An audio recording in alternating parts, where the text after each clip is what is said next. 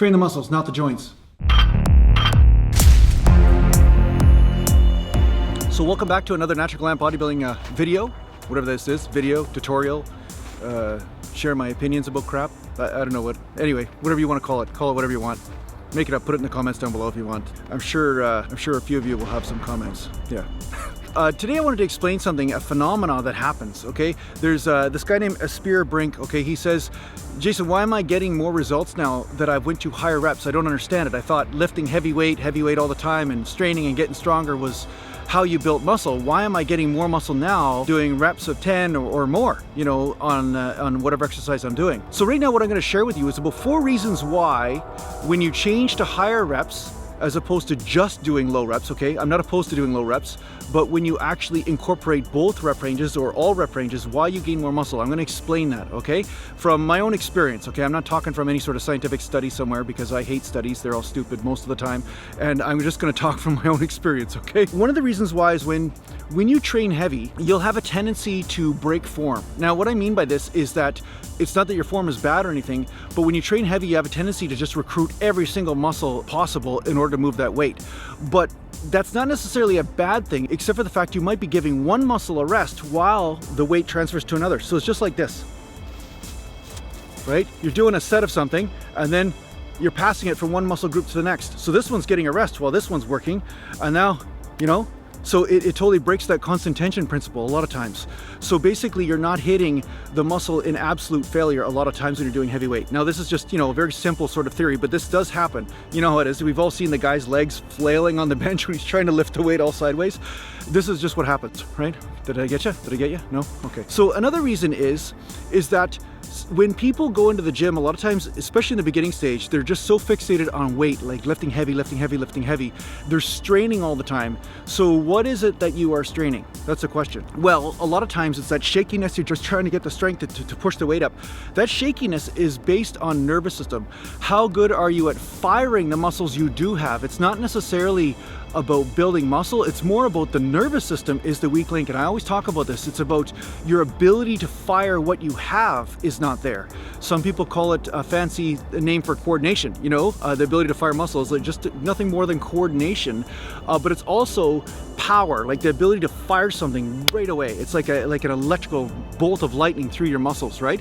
So that's where power comes in. So that takes time to develop, and you can only hit that wall so many times before you overtrain it. You can overtrain the nervous system just like anything else. And the unfortunate thing is that when you're straining, never are you more unstable, okay? Because your nervous system's not very stable, you're not very coordinated, so the weight's all over the place. That's when the risk of injury goes up.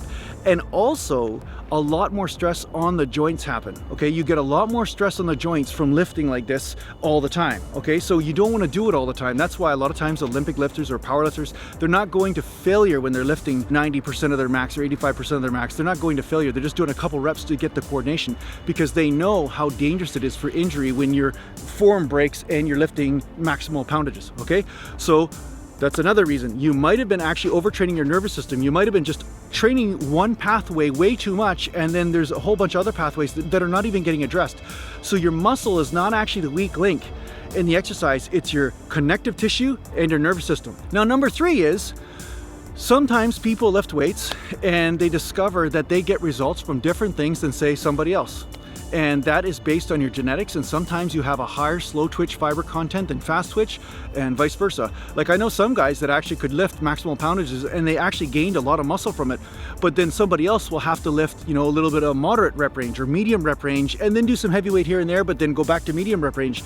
The reason why is because there may be a different fiber content as well in your muscle tissue. You may have a little bit more of strength endurance in there, and therefore by doing sets of 10 to 20 reps, 15 reps, you'll get more hypertrophy gains from that, because fast twitch fibers, they pretty much die, you know, within the first couple seconds, you know, real powerful movements, 1, 2, you know, 3 maybe, you know, and then you start to transfer more to, you know, there's probably a graph for it, you know, you start to transfer more to the strength endurance muscles as the set set goes on in duration, okay?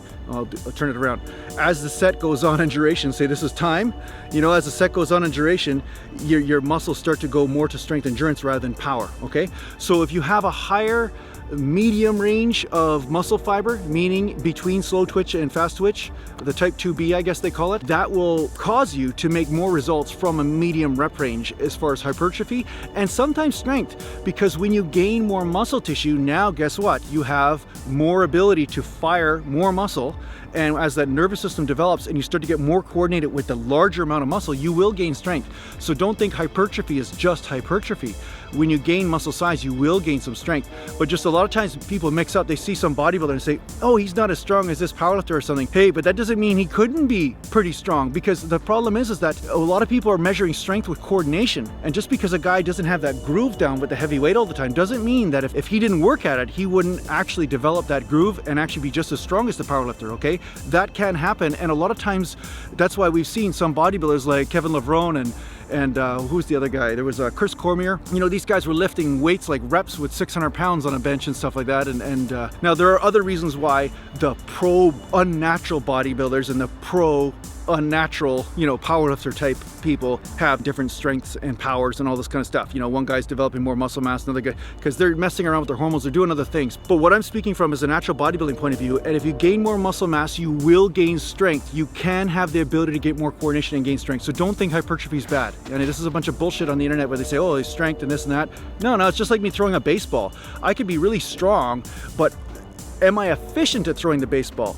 That's another skill, okay? So me, I'd rather have the raw strength everywhere, and then I could develop the skill wherever I choose to put it. That's bodybuilding, okay? So yeah, the other thing is, I spoke about this just a little bit ago. It was the first reason. You know, don't discount the differences in form and how they hit different muscle fibers, right?